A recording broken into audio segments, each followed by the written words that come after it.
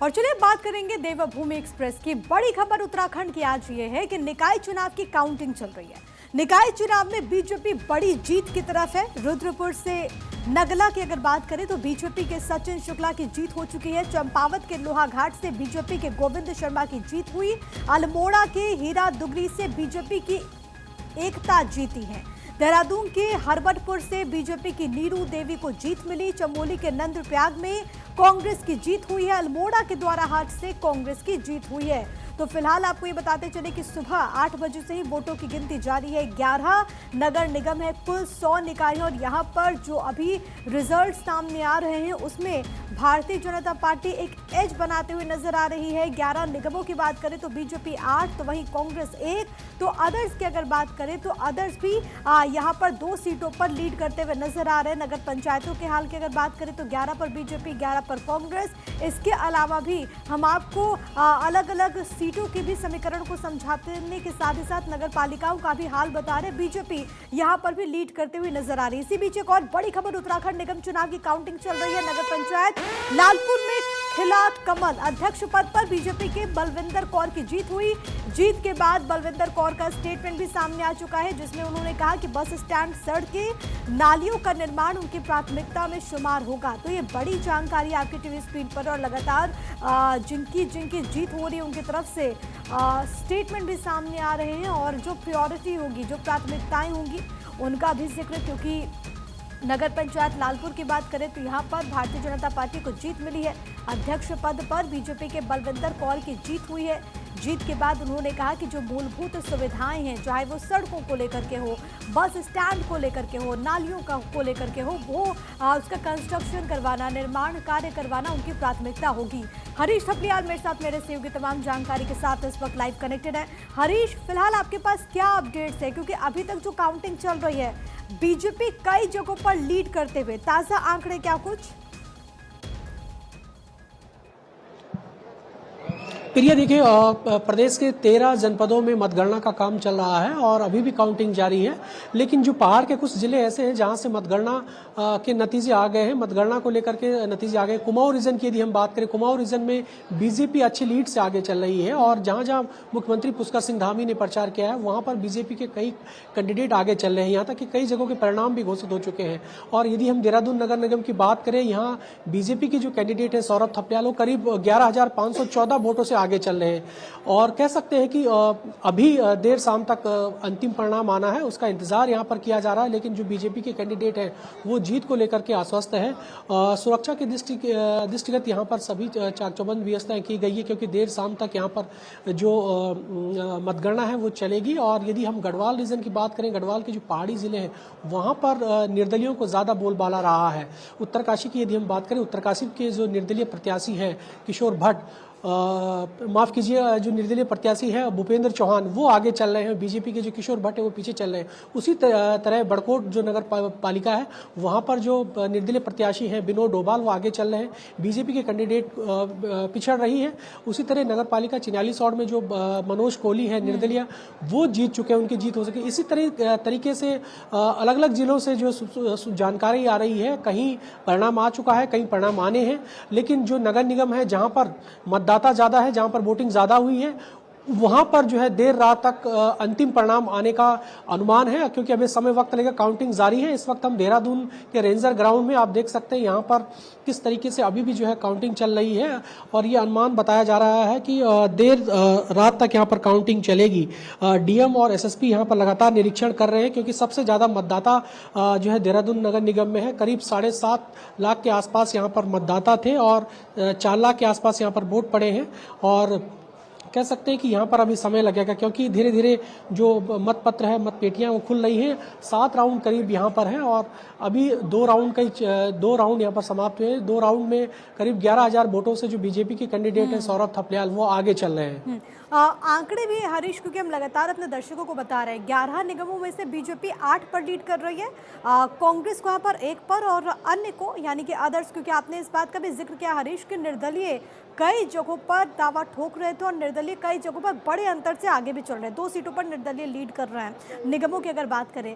लेकिन अगर बीजेपी 8 सीटों पर लीड इस वक्त कर रही है, तो इसके पीछे फैक्टर्स आपको बड़े कारण क्या नजर आते हैं हरीश?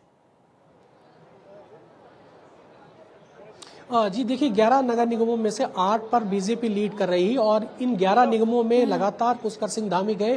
पुष्कर सिंह धामी ने अपनी उपलब्धियां गिनाई, अपनी सरकार की उपलब्धियां वहां पर गिनाई कि सरकार ने जो भी विकास योजनाएं हैं लोगों को लाभ पहुंचाया है, चाहे सरकार की जो योजनाएं रही हो, चाहे केंद्र सरकार की योजनाएं रही हो, चाहे राज्य सरकार की योजनाएं रही, इन तमाम योजनाओं को लेकर के लोगों के बीच में मुख्यमंत्री पुष्कर सिंह धामी गए। और यही वजह रही कि सबसे बड़ा फैक्टर तो यही है कि जहां जहां मुख्यमंत्री पुष्कर सिंह धामी गए हैं वहां भाजपा को फायदा मिला है।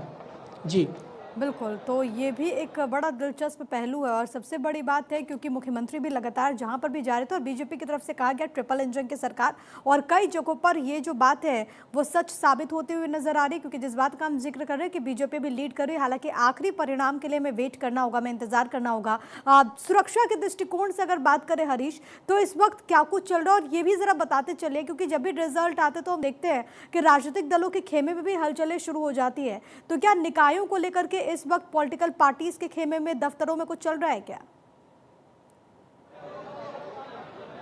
बिल्कुल, सभी राजनीतिक दलों मुख्यतः यहाँ पर सीधा मुकाबला भाजपा और कांग्रेस के बीच में था। सभी राजनीतिक दलों के कार्यकर्ता जो काउंटिंग स्थल है, काउंटिंग स्थल से बाहर करीब 200 मीटर बाहर की दूरी पर उनको रोका गया है। पुलिस ने उनको रोका हुआ है क्योंकि यहाँ पर विवाद बढ़ सकता है। इसको देखते हुए चप्पे चप्पे पर पुलिस की तैनाती की गई है। लगातार एसएसपी और जो सीओ लेवल के जो अफसर हैं उनकी तैनाती की गई है। सबको वेट करने का इंतजार किया जा रहा है। सबसे यही अपील की जा रही है कि अभी परिणाम के लिए इंतजार करना होगा। लेकिन पहाड़ों की यदि हम बात करें, पहाड़ों में अंतिम परिणाम आ गए हैं। उत्तरकाशी टिहरी में यहाँ अंतिम परिणाम जो आ चुके हैं और यहाँ से टिहरी की यदि हम बात करें, टिहरी से निर्दलीय प्रत्याशी वो जीत चुके हैं। ऐसी जगहों पर जहाँ परिणाम आ गए वहां पर सुरक्षा की चाक चौबंद व्यवस्थाएं की गई है। लगातार डीएम एसएसपी जो है स्थलीय निरीक्षण कर रहे हैं। इसी तरह देहरादून राजधानी की भी हम बात करें, लगातार यहाँ पर डीएम और एसएसपी निगरानी बनाए हुए हैं और ताकि किसी प्रकार का कोई विवाद ना हो। लेकिन अभी यहाँ पर परिणाम के लिए इंतजार करना होगा। लेकिन ठीक है हरीश, फाइनल आंकड़ों का फिलहाल इंतजार करना होगा और इससे जुड़ी जो भी जानकारी हरीश वो आपके जरिए हम दर्शकों तक पहुंचाएंगे। फिलहाल के लिए बहुत धन्यवाद आपका, तमाम बातचीत और जानकारी हम तक पहुंचाने के लिए। बढ़ेंगे आगे। उत्तराखंड के मुख्यमंत्री पुष्कर सिंह धामी ने दावा यह किया कि दिल्ली में बीजेपी की सरकार बनेगी। उन्होंने कहा कि दिल्ली की जनता ने परिवर्तन का मन बना लिया है और वहां पर बीजेपी की सरकार बनेगी। भारतीय जनता पार्टी के स्टार प्रचारकों में शुमार उत्तराखंड के मुख्यमंत्री पुष्कर सिंह धामी दिल्ली विधानसभा चुनाव के लिए कई विधानसभा क्षेत्रों में चुनाव प्रचार में जुटे हुए हैं। पिछले कई दिनों से दिल्ली में बीजेपी प्रत्याशियों के पक्ष में जनता से मतदान की उन्होंने अपील भी की। मुख्यमंत्री पुष्कर सिंह धामी ने देहरादून में मीडिया से बातचीत के दौरान दिल्ली में डबल इंजन की सरकार बनने का दावा किया है। देश में इस समय लोग डबल इंजन की सरकारों को प्राथमिकता दे रहे हैं और हर राज्य में डबल इंजन सरकारें बार बार जनता का उनको आशीर्वाद मिल रहा है। दिल्ली के लोगों के भी इस बार भली भांति मन बना लिया है कि इस बार वो परिवर्तन करेंगे और दिल्ली में भी डबल इंजन की सरकार बनाएंगे, भारतीय जनता पार्टी को जिताएंगे। वहीं मुख्यमंत्री पुष्कर सिंह धामी देहरादून के महाराणा प्रताप स्पोर्ट्स कॉलेज भी पहुंचे, जहां पर उन्होंने पीएम मोदी के दौरे को अधिकारियों के साथ समीक्षा बैठक इसको लेकर के की, आवश्यक दिशा निर्देश दिए। आपको बताते चले कि प्रधानमंत्री मोदी 38वें राष्ट्रीय खेलों के शुभारंभ के लिए 28 जनवरी को देहरादून आ रहे। पीएम की सुरक्षा के लिहाज से सीएम ने अधिकारियों के साथ हाई लेवल बैठक भी की। बैठक में खेल मंत्री रेखा आर्य भी मौजूद रही।